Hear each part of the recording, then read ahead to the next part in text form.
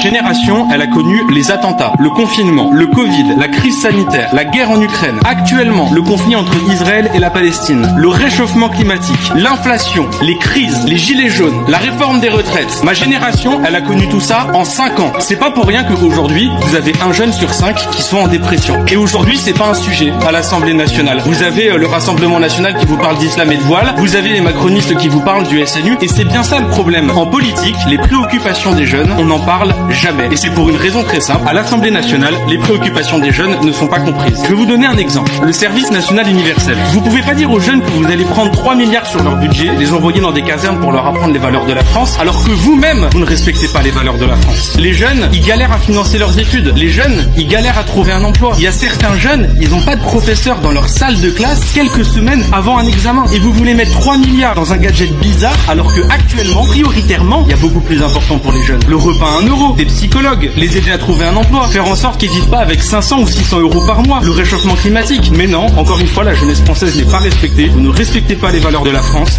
Vous mettez tout cet argent dans un SNU qui nous coûte cher et vous ne comprenez pas que ce soit ressenti comme une injustice par la jeunesse.